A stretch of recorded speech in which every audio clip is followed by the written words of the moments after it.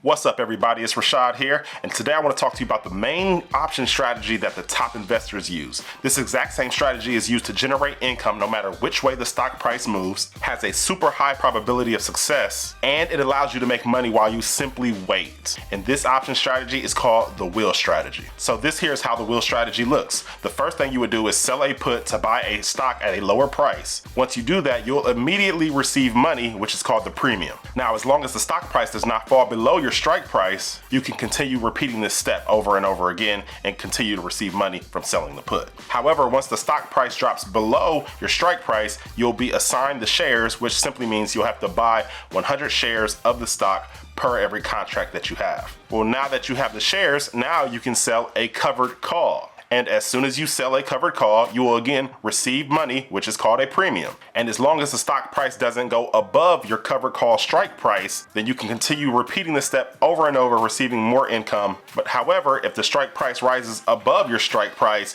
then you'll be forced to sell the shares, and then you get to start back at step one of selling a put. But for those of you who are not familiar with options, let me show you what selling a put and selling a call looks like. So when you sell a put, you're essentially coming to an agreement with the buyer. You're saying, hey, if the stock price drops below this point, I will buy the shares from you. However, for doing so, you got to pay me some money. You have to pay me now. So let me show you what that looks like. So there could be two different outcomes. So here's the first outcome. So let's say you're looking at ABC stock and the stock price is currently $120. You would like to buy the stock at $100. So what you do is you sell a put at the strike price of $100. And for doing so, the buyer pays you 50 cents. Okay? Now, every options contract is worth 100 shares. So whatever price you receive, if you times that by 100, that is the amount that you actually receive. So in this case, that 50 cents will be $50 received. Now, over time, the stock price will move. It'll continue to move. And as long as the stock price does not end below your strike price on the expiration date, you just keep your money and you can continue to run the short puts over and over and over again and continue to receive money. Now, the second scenario would be that the stock price ends below your strike price on expiration date. So same thing, stock price is currently $120 and you sold a put at $100. All right.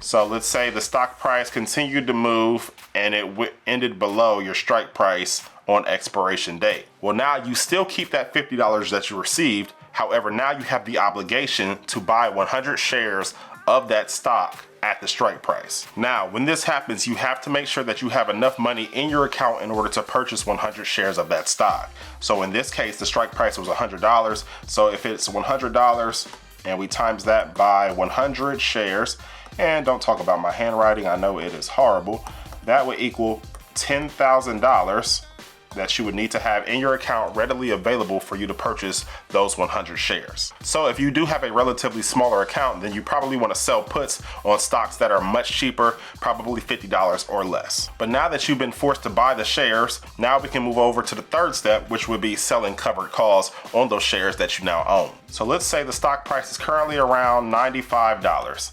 Well, you sell a covered call at $110.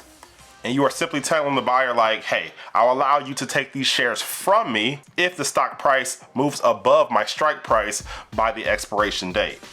But in order to do that, you got to pay me some money. And the buyer says, all right, bet, let's do it. So now you got paid 85 cents in order to sell this covered call. And like we said before, you always times everything by 100 because every contract is worth 100 shares. So in this case, that 85 cents really ends up being $85 that is deposited into your account immediately. And so let's say the stock price moves, it moves. However, it never crosses your strike price by the expiration date. Well, that's perfect.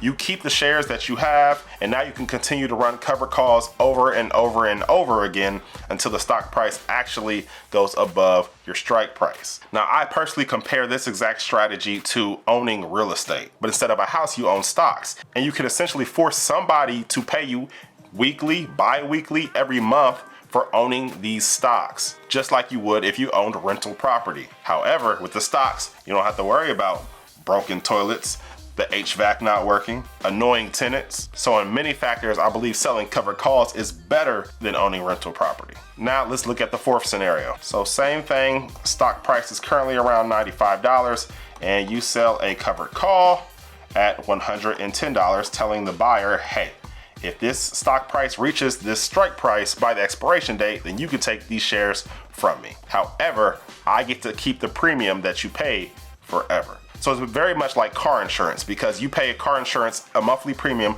every single month just in case you get into an accident. And they keep that premium whether you get into an accident or not. However, if you do, they'll take care of the car for you. In this case, if the stock price moves above the strike price, you have to sell the shares. All right, so over time, the stock price moves, it keeps moving, and by expiration date, it ends above your strike price. Well, what happens now? Only thing that happens is you have to sell the shares. So most contracts expire on Fridays. By Monday, those shares will be taken out of your account and you will have sold them for the price of your strike, which in this case was $110. Now let me show you how this can be super profitable. So if you recall over here on the put side, we purchased the shares at $100. However, we received 50 cents for doing so. And so because we received 50 cents, that actually goes towards our cost basis.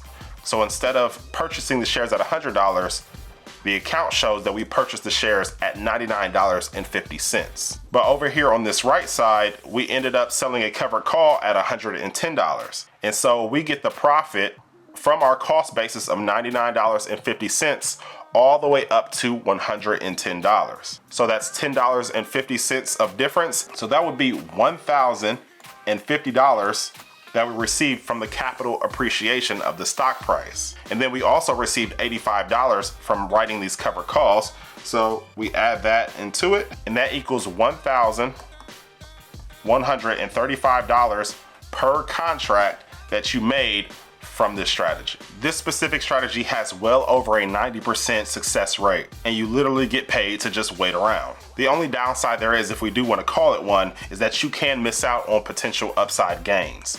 Let me show you what that looks like. So using our last scenario as an example, remember the stock price had dropped to $95, we were assigned the shares, and then we sold covered calls at $110.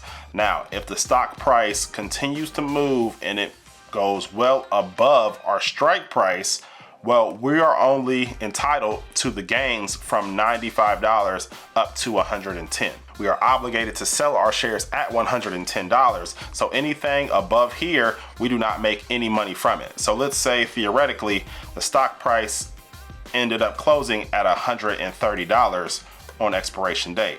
Well, you miss out on that $20 difference. So that would be $2,000 per contract that you missed out on, but that's just part of the game. Now, this strategy is great for people who are busy. If you have a 9-to-5, if you have several kids, you have a family to take care of, and you don't have time to be looking at the screen all day, every day, then the wheel strategy is a great strategy for you to utilize. I'm actually running the wheel strategy right now on a stock called Etsy. Now, I'm sure you're probably familiar with Etsy. It's the online retailer where you can buy customized products and goods from, but I like Etsy's business. I did my analysis on it, and I decided it was a stock that I wanted to own. So this here is Etsy's chart.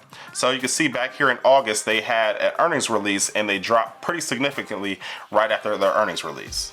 So I saw it as an opportunity to sell puts at a cheaper price in order to buy the stock at a discount. So on August 4th, I sold puts at a strike of $75. I received $62 of premium per contract for selling these puts. And then over the course of 3 weeks, the stock price continued to drop, so I was assigned the shares, so I was forced to buy the shares at $75. Well, from August 28th through November 24th, I sold covered calls on it repeatedly and over and over again, and I received $525 in that span of time, just from the covered calls. And then by November 30th, the stock price had moved well above my strike price, forcing me to sell the shares of Etsy. But during that time in total, I received over $800 from doing the wheel strategy on Etsy. And now if I want to, I can start back at step one and start selling puts at a lower price, hoping that the stock price drops in order for me to buy the shares and continue to do this wheel strategy over and over again. Well, folks, if you like this information and you want to know how I generate multiple six figures a year trading options with different strategies, then I have an online community and course called Trades of Freedom,